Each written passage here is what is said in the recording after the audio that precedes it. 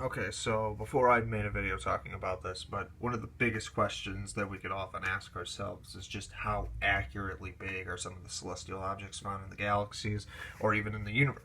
For example, we'll focus on size of galaxies based on the distance they are from where we are to where they are, so like a point A to point B measurement, and then we try to analyze the size of that galaxy rather than just like say our galaxy. We'll have that broken down into like 1 or 2 steps. So anyways, and this is just a reminder, but like there's 2 trillion galaxies for every 93 billion light years. I wrote a 2 in there, so I scribbled over it.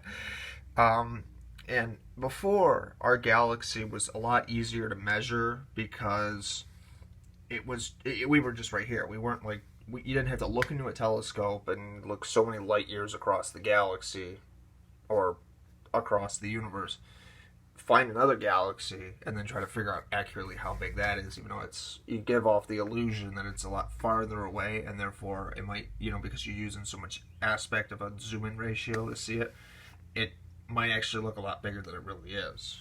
So unless there's a scientist out there that really knows how to deal with that, they might actually have a hard time trying to figure out how to accurately measure it. But I could be wrong. There might be a way around that.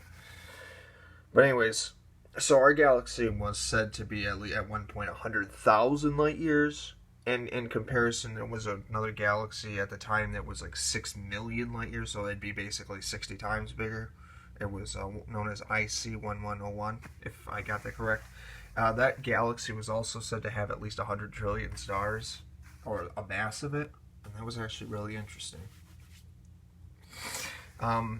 What's also really interesting is it really goes to show you like how our galaxy was, this whole time it was even bigger than what we previously thought, and now our galaxy has 1.9 million light years in diameter. If this is true, and so if this is true, then this just goes to show you that, well, what about every other galaxy that, now this is where it kind of gets a little confusing, but so say like was our galaxy, and because we were already here, we just had to measure the disk from one side to the other, or half of this would be a radius, but in this case, like you'd have all around this, you would have a straight line of a diameter of 1.9 million light years.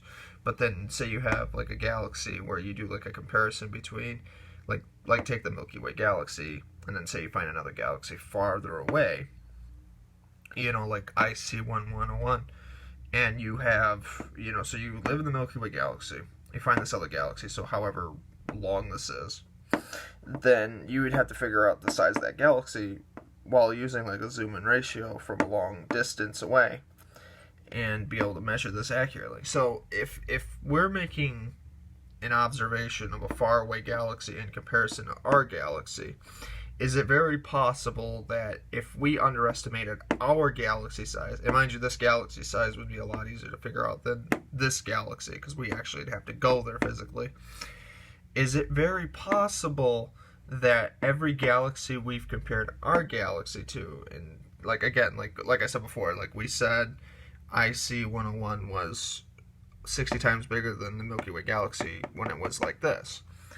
But now that we know for a fact that this galaxy is a lot bigger than what we previously thought our galaxy, is it very possible that these other galaxies automatically get bigger as well because they were said to be bigger than our galaxy at one point? If you can kind of see what I'm getting at, it just goes to show you that when we question these kind of things in the universe, we should always look at it like it's an estimation, because it could always be bigger. Like they say that every year something always changes in the science community, and it's not because they're wrong, but because they just find more information. And as far as size comparisons go, this is a good example that everything that we see and know in a galaxy, we should always think, could it always be bigger? Could the mass be a lot larger? Could there be a lot more stars, planets, possibly more civilizations? Could it be older than what we think it is? And if we can ask ourselves these questions and find these answers, we very well could understand the secrets of the universe.